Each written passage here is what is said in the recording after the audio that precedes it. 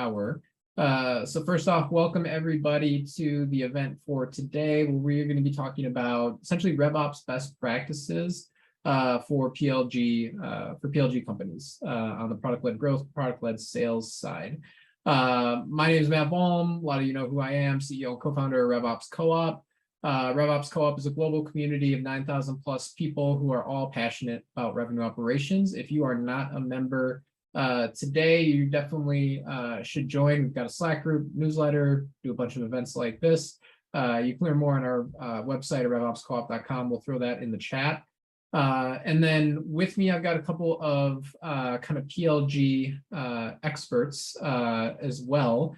And so let me get them introduced, and then we can kind of kick things off and get into the discussion for today. So first off, I have Stephen Mook, who is the head of sales and success at Calixa, which is a PLG product. But rather than me describe that myself, Stephen, why don't you tell us a few words about kind of yourself, about Calixa, and then I always like to ask for one kind of fun, non-work, non-professional, personal related fact that you can wow the audience with. So you can share that with us as well after you kind of get introduced. Yeah, thanks, Matt. So I've been working in the world of PLG since before it was a term that everyone was throwing around on LinkedIn. I actually started that journey as a sales engineer at Mixpanel back in 2015, when we had a strong inbound demand and really thrived early on with a PLS motion. And now I'm leading sales at Calixa, where we help companies essentially activate their product data by giving sales reps plays, alerts, and automations that can allow them to reach out with the right signups at the right time and take the best action that's going to lead to conversion. So excited to be chatting with Ryan today. In terms of my fun fact, so this one is kind of off the wall, but it's a two-parter.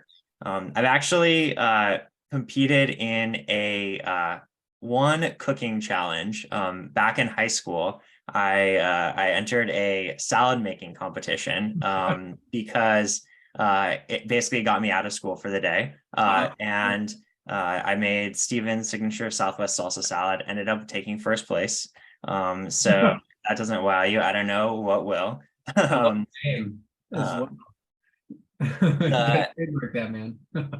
The second competition I was in, a little bit less formal, but in the early COVID days when I was at SIFT, my team and I, we all did kind of 5-minute challenges, and I was actually able to cook a breakfast sandwich, eggs, bacon, the whole deal in 5 minutes over Zoom.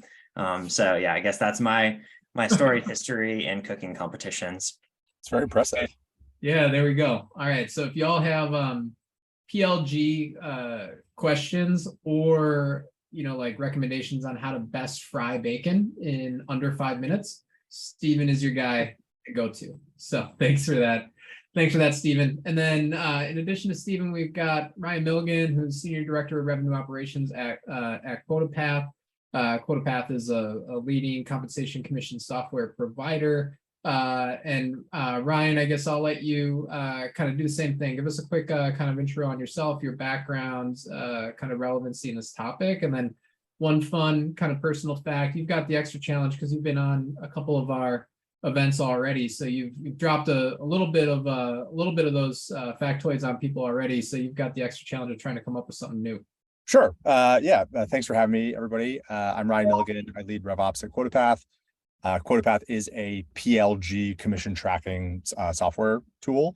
You can come set up, try QuotaPath, build your commission plans, invite your team members, sync your CRM, all without talking to us. We are the PLG leader in commission tracking, and have a fair bit of experience in the PLG space. Prior to this, worked at Homebase, which is similar PLG motion for time tracking and scheduling for local small businesses. So same trial experience, identify people who are valuable, and a lot of the stuff Calixa talks a lot about.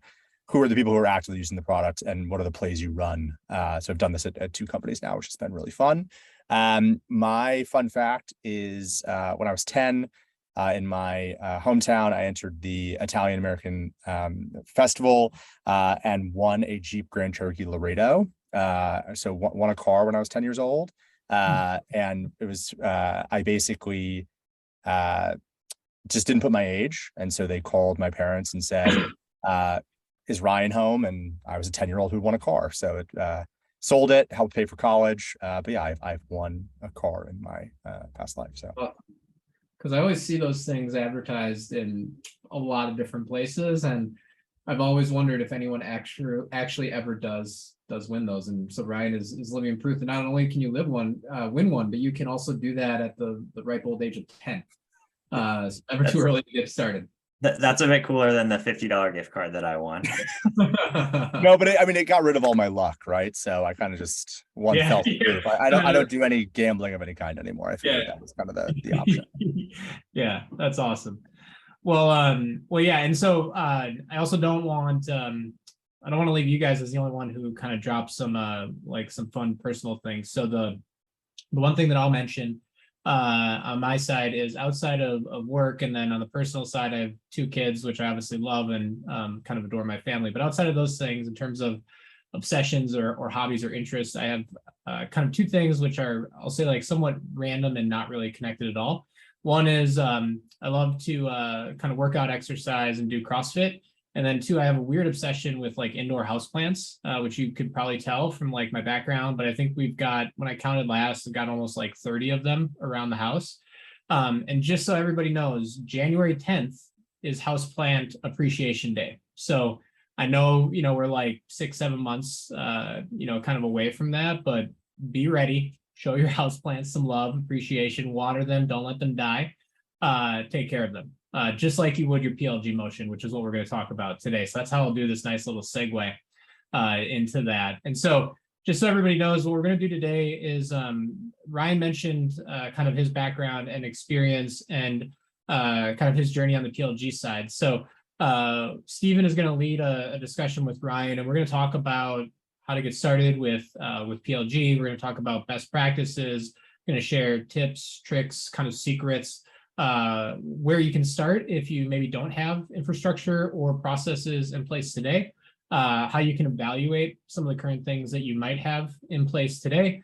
And we're going to look through this again through the kind of the real life lens of kind of QuotaPath and the experience that that Ryan has with this, and obviously all the experience that Stephen has. So Stephen, I'll turn it over to you to kind of start to get into this conversation with Ryan, since you guys have a bunch of really great experience. But go ahead, my friend. Awesome. Thanks, Matt.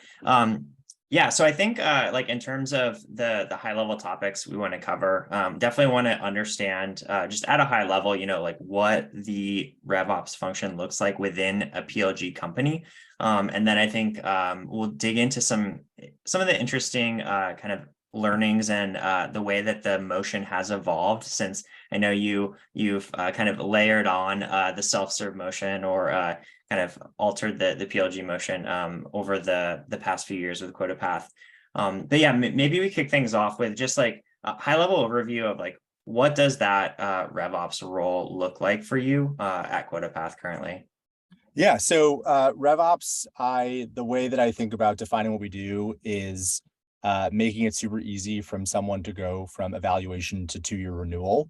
And so it's the ownership of the tech stack and processes that get you all the way through that process. And with regards to a traditional kind of RevOps team, a lot of that is mentally modeled around sale, like some marketing, and then primarily sales and customer success. And a lot of people, in a more kind of antiquated view, talk about, RevOps being just, white labeled sales ops, right? It's effectively these components of how do you get somebody into a traditional demo flow, book a demo, have a conversation, what have you, own the tech stack and own the process and kind of train the team on those processes. When you get into more of a product-led motion, you actually start to add a layer onto that is a lot more on the analytics and like tracking of usage of your product pre-customer. So a lot of the work that we do is the instrumentation and setup of how do we track events that somebody is doing during our free trial experience or during their ongoing experience with QuotaPath? what are the milestones and how do we establish the milestones that somebody comes through in their life cycle and their journey? And then how do we build and deploy plays to get people from one step to another? So it's, for us, it is centralized data. Well, first it's tracking, event tracking. So using like some sort of click-based, keep amplitude style event to think about click tracking. How do you pull that data into a warehouse? How do you analyze and understand the milestones in that eventing? How do you pass that to the places where your team lives, like Calixa, like a CRM, other places in which your customers are living? How do you aggregate that data to drive action? And then how do you train the team and run those alerts? And I think the thing that's really interesting is, in a product-led motion, from what we see, it becomes much more of a consultative sale. Like, you want the customer driving their process of how they're thinking about evaluating their tool. It's not, let's gate everything to try to get them on a demo and then have the demo and then show them the product. It's actually much more, let's give them access to everything they want to do.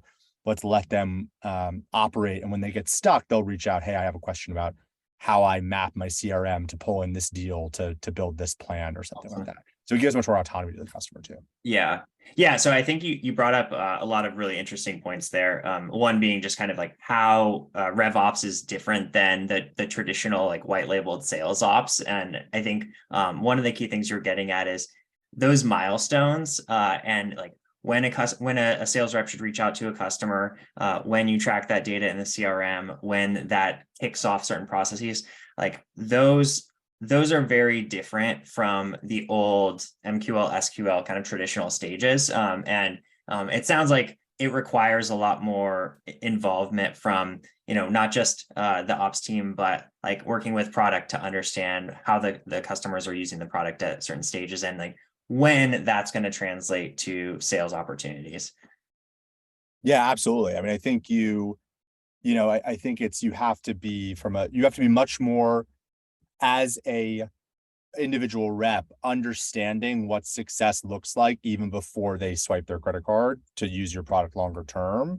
It's not, let's work to try to get a contract done and get the contract signed and, ring the bell and all that sort of stuff. It's like, that's not, success happens so much earlier. It's like, how do I actually see, are they being successful in their journey? And how do I make sure, I mean, one of the things that the tripping points you have to avoid is, you don't, every time someone signs up for a free trial, you don't want to call them immediately. You don't want to call every single, you don't want to take a chasing down practice for every single person who's exploring. You want to give them the opportunity to explore and be successful on their own, and then find ways to support and add value to their journey when they're getting stuck. And identifying when someone's getting stuck is really like the really interesting challenge for us and for others. Yeah, that's a great point. We hear a lot of people talk about, kind of sales transitioning from, an always be closing to an always be helping mentality, knowing that like if you're adding value at those early touch points, you're establishing that relationship earlier on. And like when it comes time to, asking for budget, you're in a much better position. I did see a question from Ash here. So in a traditional sales motion, reps are assigned quota commission based on their result. For PQL, would you advise applying a similar approach, such as revenue-focused KPIs and commission based on that? What are the pros and cons you have seen? I think from a commission structure perspective, we are still like, our commission plan is still functioning in the same way in terms of closed won new business and people signing up and paying for quota path. At the end of the day, the thing that I worry about is if you have a comp plan based on like up funnel milestones, are you incentivizing the right behavior?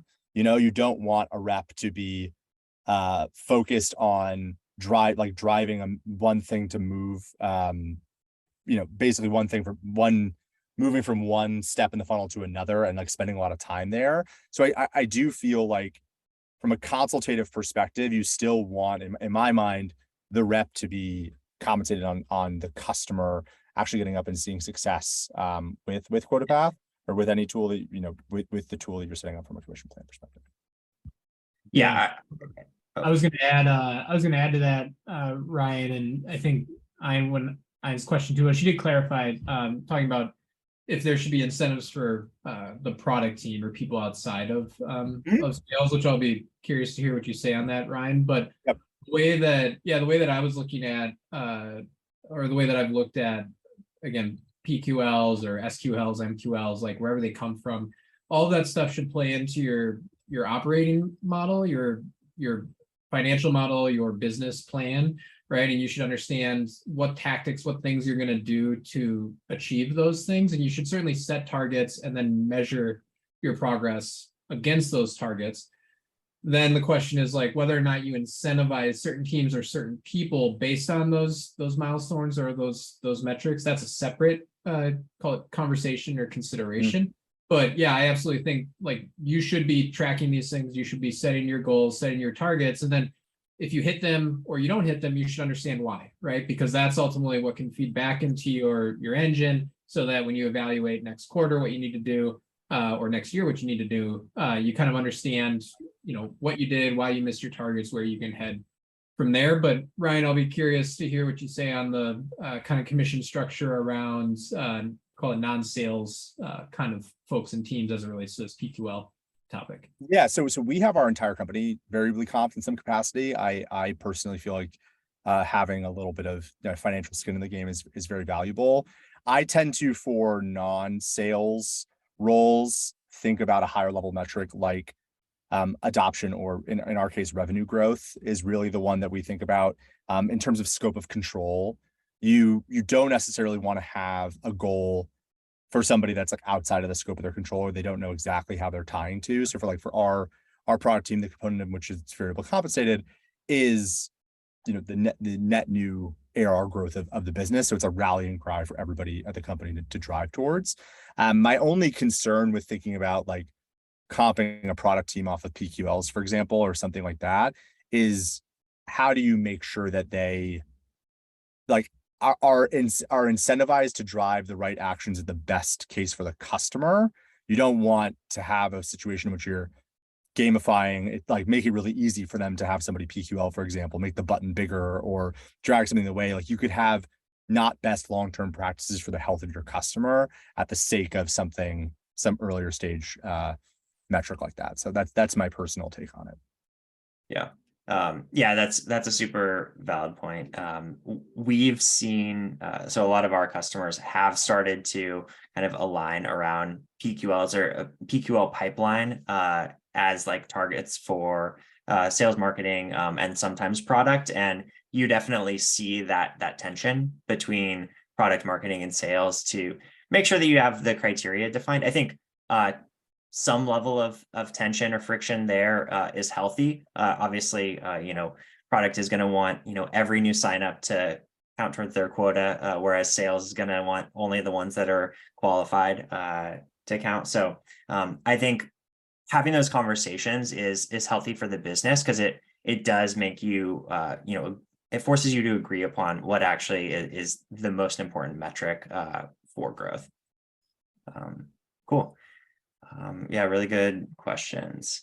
I think one other topic you brought up that's really interesting to dive into is the tech stack for managing this. Like with the incorporation of product data, just the number of tools that can be used to track all this stuff just grows exponentially. And I know a lot of folks kind of struggle already with just the basic stack of, hey, you have your CRM, you have some sales engagement tools, you might have a BI tool, but how have you kind of managed just the abundance of tools at QuotaPath? Yeah, so like a lot of people, we're seeing a kind of proliferation of tool count. I think the thing that we think about from a tool assessment perspective is, what are you expecting the person to do in that tool, and how do they like find success, and why do they need it?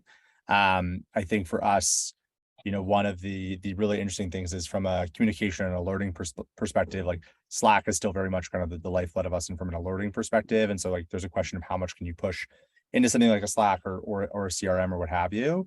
From a process perspective for us with regards to PLG, the way we think about it is, how can we push as much data into our warehouse as possible for my analytics team to process effectively, to then build the right types of milestones, which we can talk about in a bit, like what those are and how we measure them. How do we have a unified vision of measurement and have that be at the warehouse level? And then how do I take that data and use other tools at my disposal to push that into a place where the rep lives, right? So, Clicks has done an incredible job of like making it really easy for the rep to see like what are the dynamics and how can they reach out to the customer. in a way that's built for product-led sales, right? So how do you push the data into Calixa? How do you push the data into, but you also want to say, how do you push the data into, a CRM for a more senior leader at the org, like our CEO, to come check in on the account health, who may not be as confident in some other tooling, right? So there's a question of like, what's your central kind of quote unquote source of truth? And then what are the other tools in your stack that really do support the needs of different types of people in the org? And for us, it's really, event click tracking, warehouse, CRM, other tools like that tends to drive a lot of the conversation for us. Gotcha. One thing we often hear from RevOps teams when they're building a lot of this out for the first time, it's like who needs to be involved internally? So did you have to, I mean, it sounds like you have a lot of it centralized in BI tools like Mode. Like, did you have to work pretty closely with a data team or like anyone on the engineering side to make sure that you had all that necessary data? Yeah, so from an engineering perspective, it's a lot of how are the events, like working with product and engineering about what are the events that you want to fire at certain times to track activity and behavior. So being really specific with regards to quota path, like if you think about the journey in our PLG process, like during our free trial, and then using some of our self-serve tooling, there's a clear set of steps that lead you to be successful with quota path. You sync your CRM, which pulls the deals in so that you're allowed to build plans. Then from there, you build a plan. So you build your account executive plan or your account manager plan or what have you. And then from there, you invite your team members and get people into the product so that a rep can see what she's going to earn on a certain deal. And then you pay the team, right? You calculate the payouts and you export it. So it's pretty clear milestones. And it's really like those you need to make sure are pretty well evented so that using Amplitude or using Heap or using some sort of like click tracking tool paired with the structural information in your own like product data warehouse, bringing those two things together to say, okay, here's a prospect. They're in a trial, software.com is in a trial of quota path, and they have built 3 plans. They've synced their CRM, but they haven't invited team members yet. And then how do I use that to inform an outreach to say, oh, it looks like you haven't brought your team members yet. Like, do you need help? What's stopping you from getting those people on board? So the eventing, the engineering team building those events is massively critical to this process. Gotcha. That makes a lot of sense. Yeah, and so I think you did a good job there of kind of highlighting the different milestones in the process. I think it sounds like for you guys, that's a pretty linear flow. I know for a lot of companies, that's not always the case. If you have like a pretty wide platform that addresses many use cases, it can be more challenging there. I guess, like, do you have any thoughts or best practices on like how other RevOps leaders should think about defining those milestones for sales? Yeah. So one of the things I think a lot about is like, you can do a lot of retroactive stuff about who ended up being successful. Like if you go, one of the things that I do a lot is look at the customers who've been successful coming through a PLG motion at quota path. What did they do in their first, 3 days, 7 days, 30 days that like was indicative of their future success? And like, that is a really interesting way to define those types of milestones. That format we talked about, it is, we've come up with like a best practice linear format, but you can do all those things separately. So like if you go to build plans, but you haven't pulled your CRM in yet, for example, you're not going to see any data for the plan. So it's like not really super useful. So like that's the happy path, is like sync your CRM, build your plans, like invite your team members, pay your team. But to your point, there's all sorts of different combinations you could do in that order. And so we've, the way that we figured out that was the best happy path was to say, okay, who are the customers who've done really well with us? What did they do early on in their life cycle during a free trial? And like, what are the things that were predictive of their success? And so build some like lightweight logistic regressions to understand like what are the drivers of long-term success. Gotcha. Makes a lot of sense. Awesome. I guess, so one other thing that has been interesting in chatting with you over the past year is like thinking about the evolution of the self-serve approach. Yep. And you mentioned, like testing out freemium or prosumer versus free trial. So can you kind of like walk through what that process has involved and some of the things that have led you to where you are today? Yeah, so it's definitely been an evolution. Our early hypothesis was that we were going to be able to build kind of a, call it grounds up, swell of adoption from reps within a org to then drive an admin to potentially, bring on QuotaPath. I think about tools that have done this really well, like a Loom or a Calendly, that have individual contributors at an organization adopt the product, and then or like an Airtable or what have you, have individual single party users adopt the product, and then that company, Loom for example, can reach out and say, hey, you have 45 people at your company with distinct Loom accounts. How about, that's a security risk, like how about you bring it all together into one organizational Loom account or something like that, right? So that was our thesis. Our hypothesis was, hey, we can get individual reps building their own comp plans and tracking their own commissions in QuotaPath. We can give that away for free.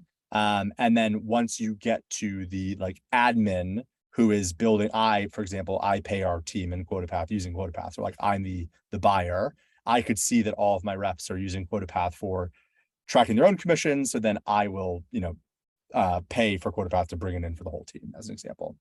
The challenge with that, and so we tested that for a long time. We looked, and the things we were looking at, what was success metrics, was, okay, if this is your hypothesis, you have to have customers who have a number of different people at the same company using the product and adopting and having success. And then you have to have a path into the more senior leader to bring it on board.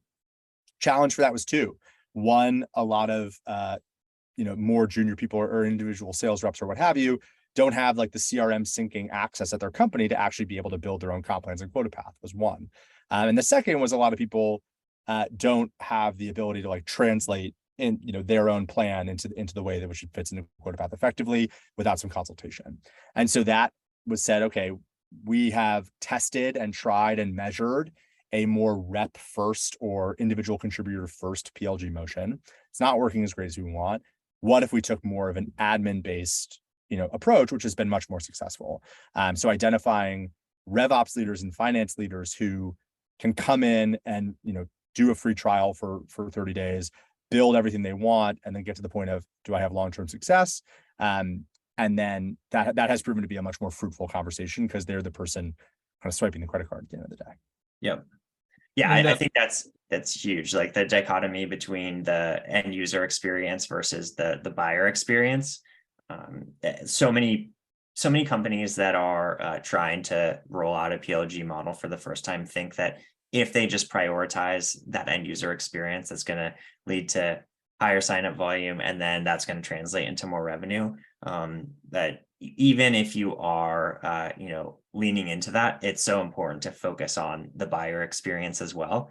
And a lot of the companies we work with, in particular, like ClickUp, one of the companies that uses Click, so they've built out a pretty concrete set of parallel plays. So when a rep is engaging with a big account, they have just as much focus on the buyers as the end users that are getting value. And being able to tie those two things together is the winning combo, but it's also pretty difficult logistically unless you have the right systems in place set up.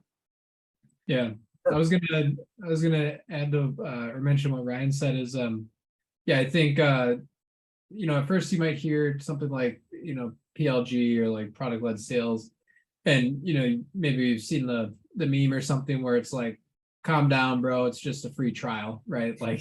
But when you start to think of it, Ryan just brought up two very different examples that fall under that same umbrella. One is a free product for an individual, where you kind of connect a mass of those people within one company that can lead to an eventual sale.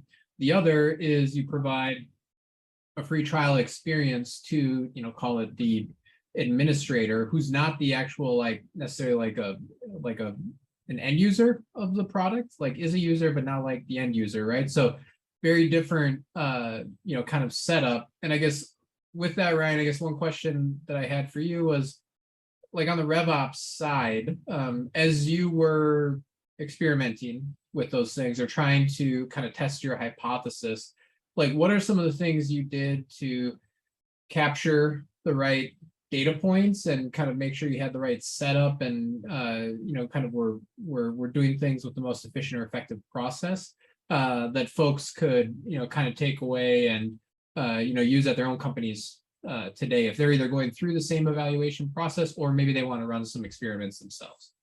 Yeah, I mean, I think the biggest thing is a clear understanding of what you perceive success to be with any of these motions. For us, for example, there are different aha moments of a, free interaction or free, navigation with QuotaPath that aren't necessarily just paying your team, right? It's like, okay, one aha moment is I run commissions in a spreadsheet and I see in QuotaPath that the $3,483.64 I was going to pay Beth, like QuotaPath is telling me that exact same number. That's like an aha moment that is happening in that free trial that gives confidence, right? And so I think you have to have a clear understanding of during the free period, what do you want to have? What do you consider successful for somebody? And what does success look like? And what would that mean? And it's a lot of interviewing people in that process. Like you sign up for a free trial. I reach out to people in free trials all the time and say, hey, what are you trying to achieve? Like what would you consider successful here? One of the reasons we talk a lot about free trial versus some sort of, free forever version of the product, comp and paying your team is a bit of something that the people like paying for that ability, like that trust and that security with regards to payments is something that, has us more towards a free trial from like a support perspective. There is something about mentally having a little bit of a cost in the game validates to them that like this is a tool that I'm paying to rely on this tool to get commissions right for when I run payroll. So I was like, in a lot of those interviews, a lot of that question was, what would a free forever version of QuotaPath look like? What would you want that to do? And a lot of people said, commissions is so important to my team. I would want to feel like I have some sort of contractual relationship with you so that I can, rely on you and feel like you have my back in periods of if I have to scramble to run payroll or something like that. So to me, that question, the answer for me is, what do you determine success to be? Like, what would you want success to be? What are those events that you think that determine success? What percentage of people are getting to those events? And then how do you track that using the tools you have in your system from a tracking and eventing and then analytics perspective? Like those are the big things for me. Gotcha. In terms of getting everyone on the same page with those changes, we know that migrating from certainly a sales-led request a demo approach to PLG is a big change, but also migrating sales reps into a free trial selling motion can be challenging. What was that process like? Were there any challenges to convince or change people's opinion on if that was the right approach for you guys? Yeah, there's definitely some concerns for sure. Are people going to upgrade themselves? Am I not going to get my commissions? Am I not going to be able to sign these contracts anymore? What have you? There were two things that we did. One, I'm the buyer of, in a different company, I would be the person buying QuotaPath. And I walked our sales team through my buying experiences at different companies. And why I want to go through a free trial evaluation perspective before getting on any sort of demo, like why I prefer that. And I gave the example, we've been a Mode customer for a while now.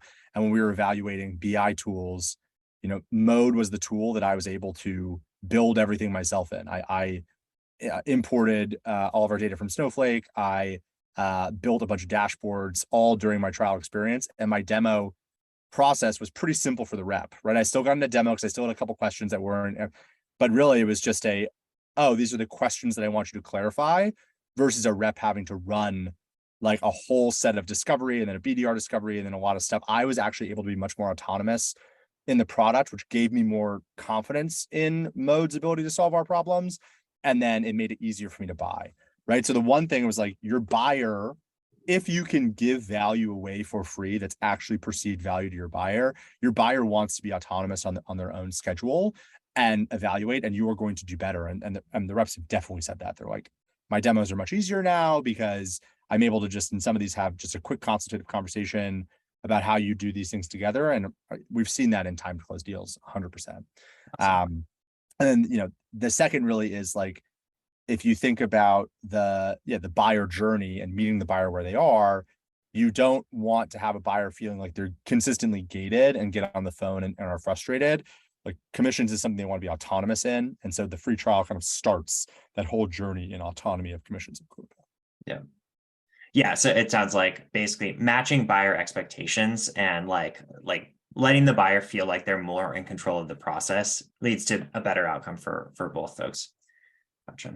Absolutely. I mean, from a RevOps leader perspective, like, if I'm evaluating tons of different tools, I don't want to spend all day in demos, and I would love to feel like I'm a bit more in the driver's seat. I'm more bought in with your product if I go to build. That's the other piece. Like, if you're just running standard sales-led demos, like, prospects can, skip demos, ghost demos, what have you. But like, if they're in the product and like building, they feel some sort of connection to what they're trying to achieve. And if they see success themselves, it's so much easier for them to be bought into your product if they see success from what they've done versus you clicking around during a demo and showing them what that could look like. Yeah, totally. Yeah. What we've seen is like, even if someone signs up and they just connect a small fraction of their data, if we're able to show them a demo with their real data, not only are they more bought in and engaged, but it just resonates a lot more because they understand what they're seeing. Yeah, totally. And I think there's still like, the PLG companies have the system set up to support that motion, but I think there's still a lot of companies that are trying to get there, trying to have demos that are more kind of like teach and walk through the areas that are uncertain versus just giving them the harbor cruise of all the functionality that may or may not be relevant. Yeah, definitely. Did you, Ryan, you brought up the kind of the tie-in on the product-led side with the sales side and moving from a pure sales-led motion to kind of a product-led motion. I guess two questions. One, I'm assuming you still have outbound motion or like a sales-led, call it only, but like, you're closing business based on, kind of sales-led, kind of prospecting, more traditional stuff. But then two, and so that's one question. Two is on the product-led side, what are some of the things you did with enablement to support the sales team? So obviously, like, you're in a unique position because like for QuotaPath, the company you work at, they're selling to people in RevOps. You are in RevOps, and so there's a unique perspective there. So you obviously were able to play kind of the role of buyer, which may not be the case for everybody who's listening. But when it comes to enablement, like, what are some other things that you did as the RevOps leader to support your sales team in that tradition? Were you updating decks, doing things in Gong or Chorus with call recordings? Like, what are some of the things that you did on the enablement side? Yeah. So from the sales-led side of the house, I mean, absolutely. We still have a traditional flow for people who want to come through the demo process. Not everybody is going to want to play around and tinker in a free trial. Some people are going to want to go a more traditional buying process. Also, what we, from a penetration, like market penetration of commission tracking, the biggest competitor is still spreadsheets. Like, the awareness of the problem for commission tracking is still relatively low. And so you still have to generate demand in a more traditional, sales-led motion. Hey, are you, do you have challenges with rep visibility on when you're paying your team because you're in spreadsheets, kind of thing like that? That is still a part of our motion, especially in terms of market penetration for the solution of commission tracking in the space. I think that, and you're still going to have buyers who want to go through a more traditional kind of demo-led or sales-led motion.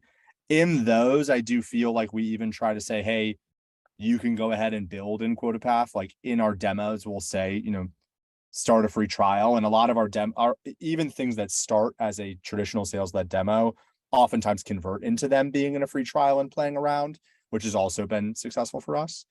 In terms of enablement, I think that we've done a couple things. One is basically be very clear with the sales team about those milestones. Like, tell them, okay, what are the signs in which somebody is going to be successful long-term? Like, what are the things they have to hit?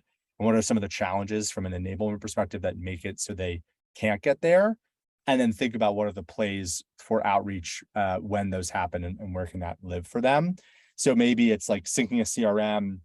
Hey, I saw you started a free trial, but you haven't synced your CRM yet. There are a couple of reasons why that might be. One, they might not have confidence in that we can like protect their data from like so that, we start to talk about SSO and other ways to sign in securely and SOC 2 compliance and like all the ways in which we can be safe with your data. Or maybe it's that they don't have the permissions. And so we talk to them about that. It's like creating collateral for the sales team to be able to have those conversations about the reasons why people don't hit certain milestones has been massively important for us. Yeah, one thing to add on the enablement piece, I mean, salespeople in general just really value like what their successful peers are doing. So we've seen companies are pretty successful when they like start by defining those plays based on what the most successful reps are doing today, and kind of like pick and choose like, hey, we know so-and-so has done this effectively. That led to like really solid trial conversion for this particular use case. That way, when you're rolling it out to the team, the AEs don't think, hey, this is a RevOps sponsored thing. It's like, this is our summary of what the current team members have done that's working really well.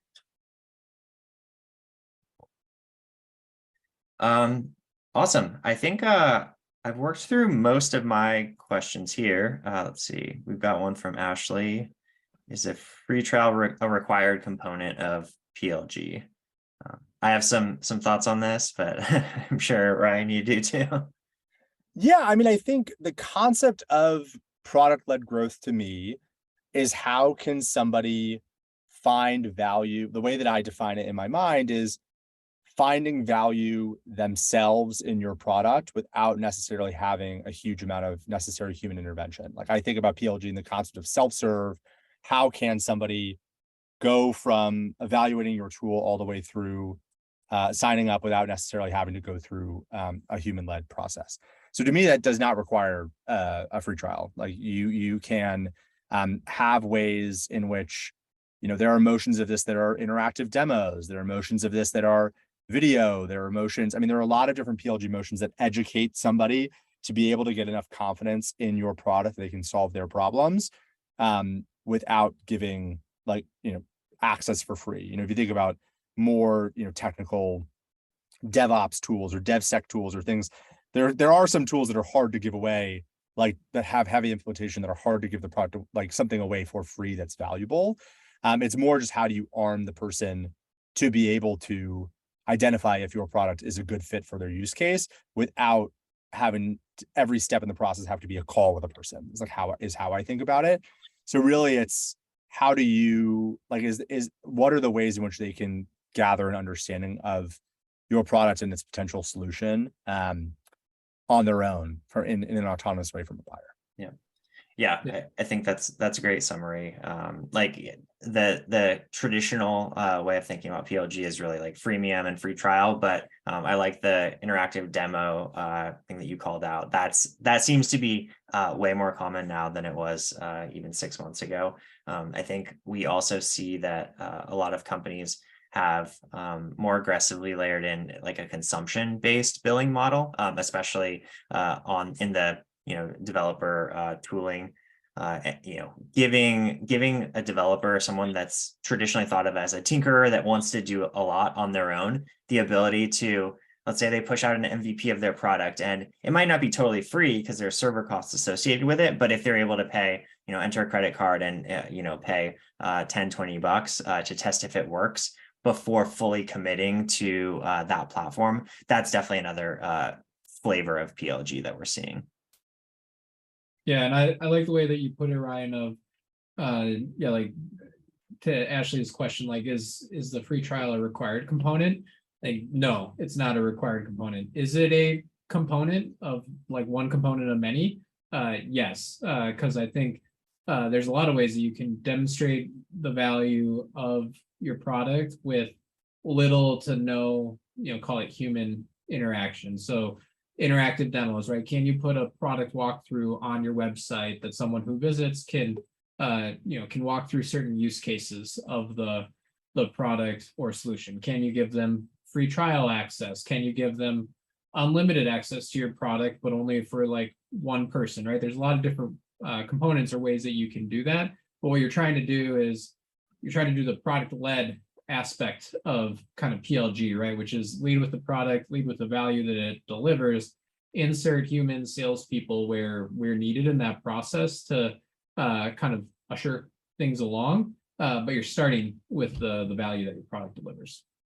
Yeah, I think the big thing is like understanding what it's the thing that we've been talking about, kind of like understanding success and what an indicator of somebody was successful during their experience evaluation of you or not, right? So even in from the big thing you have to very clearly understand is like what would make somebody move from a free version of your product to actually paying for you, whether it's user count caps or feature gating or other ways that and it's really, they are going to unlock more value or derive more value from your product if they pay and go to this next tier. And I think that's the thing, like a lot of customers or companies that I see try to do PLG are doing a very company centric view of this, where it's like, oh, I'll make sure that they can't do this thing.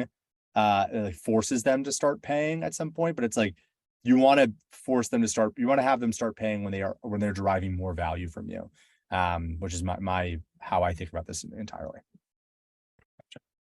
Well, I guess before we switch over to Q&A, do you have any tips for people building out this PLG, PLS process for the first time? Yeah, I mean, I think, if you were going through a PLS process for the first time, I would talk to your existing customers and say, hey, when you understand what their evaluation process of your tool was in the first place. You have a lot of people who have bought from you before, get their opinion and feedback on what they were looking for, what were the validation points, what were the aha moments for them, and even think about that, pair that with the data that you have. If you have product usage data of where people were spending a lot of time early on in their journey, what is that kind of aha moment for them where they felt really confident in your product. So that's one place where I would really start. And then the second for me is really understanding or come up with what success would look like for whatever sort of PLG motion, being an interactive demo, being a free trial, being a free forever. What would success look like, and how do you, as quickly as possible, identify if people are successful? I think the challenge that a lot of people see is they give a product that's free forever. It doesn't motivate a lot of action. It's not something that people feel particularly bought into as the person assessing. Then they just sit inactive in this free thing forever. It doesn't drive a lot of urgency. And so how do you find ways to either drive urgency, maybe in a concept of free trial, or have a very clear path to get from this free forever tier to a paying tier? Those are the big things I would think about. And look at pricing pages of people who do PLG really well. Look at the Airtables and the ClickUps of the world. Look at the Looms and other companies who have some sort of, the companies in the world who have free versions. How are they getting people to start to pay? At the end of the day, your goal is to get a subset of the people who are using your product for free to eventually pay you, and what's that smooth, frictionless process that they identify value with as well. Makes sense. Awesome. Any other questions? Yeah, let's see if anybody has questions. I know I see Marlena, I think you've got your hand raised. If you're able to drop a question kind of in the chat, or if you have any feedback on anything, definitely feel free to do that. Other things I want to mention, I know kind of Cassie from the Calixa team dropped some kind of information, a bunch of really great resources into the chat as well. So make sure that that everybody checks those out if you have questions on specific things. There's one of them is a guide to the types of free plans for SaaS. Another one talks about kind of common plays, product triggers that PLG companies can run. Another talks about the kind of the difference between sales-led and kind of product-led. So a lot of these things we kind of hit on already, but for anyone who wants to kind of consume some more content, there's some resources there. And it looks like the question from Marlena is on the kind of recommendation for companies where the product is collaborative in nature. So I guess any feedback on that, Stephen, maybe start with you, given you see a lot of different kind of PLG types of companies and products that are out there. Yeah, certainly. So I think that has a lot of big implications on like how the product itself is actually designed, and then also when sales should engage. You often hear people talk about products that require teams or multiple users to get value as like multiplayer only, versus single player, which is like a Loom, where like you can just record a video. Like a CRM or something generally is more valuable when there's a team working out of it. So I think from a product perspective, it's really important that if you know that users are only going to get value when a team has been invited, it's like build that into the onboarding flow. So you shouldn't expect a user to poke around and realize that they need to invite their teammates. That should be front and center for them. Then in terms of how that impacts, sales or other go-to-market functions, I think it's really about adjusting those milestones, like Ryan mentioned, to having sales engage when there's either a certain number of users or a team has been created and they've taken a set of actions. And I think that in terms of like maximizing sales efficiency, you don't want sales to get involved too early on. That like probably doesn't make sense when an individual user at a high value company signs up to just start bombarding them with sales emails. You want them to, as much as possible, organically experience product value, and then when it's the right time to reach out, that's when sales should go in and try to kind of qualify the opportunity. Yeah, I think a component there, I really like that, Stephen. I think one thing, if the product requires multiple people to collaborate, you find a time at which if one person is setting it up, reaching out to them with a play to say, hey, the product is much more successful if you bring other people on board. And then, a really cool play would be to, use a contact enrichment tool to find who those people are. So like Beth, it'd be really great if you invited like Allison and Joy to like collaborate with you, or peers. I don't know what your product does, but if it was, maybe it's like a set of designers working together or a set of engineers working together, identify those other people who you want in the product as well and share that value. And both your the product should be nudging that, this product's much better with other people, to Stephen's point of having that be very explicit that you want them to invite other people to be successful. And like your sales team can help support that play as well, to have like a two-pronged approach there. Yeah, great question. Yeah. So I know we've got about 5 minutes left. If anybody has any last minute kind of questions, feel free to drop them into the chat, and we will definitely get to them. Otherwise, in terms of kind of wrapping things up, what I will mention is that Ryan and Stephen are obviously both available on LinkedIn if you all want to get in touch with them there. The other thing is, I mentioned the RevOps Co-op community. Both Ryan and Stephen are a part of the community as well. We do have a Slack group where they are active and kind of participants in there. So that's another place where we can continue the conversation. You can DM them, you can kind of reach out, ping them there. So feel free to kind of chat, connect with the panelists after this. And then obviously we've shared a bunch of resources kind of in the chat that y'all can use. I know the Callixa team will follow up with registrants and attendees after this to kind of provide some more information, some more assets, some more things that can be helpful for anyone evaluating their PLG or PLS type of motion. And then the last thing I'll mention is everything was obviously recorded today. So once we kind of end the session, our team is going to edit the video. We'll prepare a write-up for this, and that will get put on our website. So keep an eye out for that as well. And then I think, let's see, one last question from Ian here. Examples of companies that are very good at kind of PLG or product-led motions. I know, I think, Stephen, you maybe brought up a couple of customers that are good examples, but who have you seen that has done, a good job of this? Yeah, I mean, I think the Looms, ClickUps, Asana, like if you've used a SaaS platform and it's felt like very natural to just start poking around in it and getting value, like that's often the sign that you're in a really good PLG experience and you don't even know it. Yeah, I'm sure there's a lot I'm not mentioning. Like Calendly is a great one that I use on a daily basis. Yeah, but I think overall, like the trend that we're seeing is even companies that may not have had a great PLG experience, 5 years ago, have started to layer that in. And I think everyone's feeling the pressure to kind of put the buyer and the user more in control of the process. Awesome.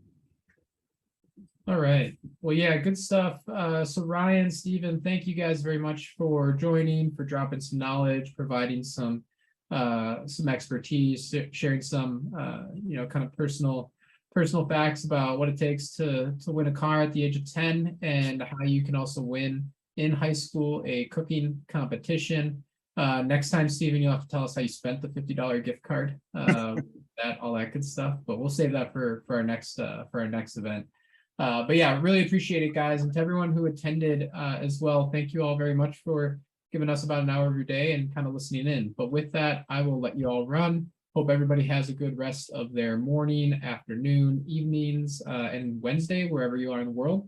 And I'll see you all on the flip side. So take care, everybody. See ya. Thanks, all. See ya.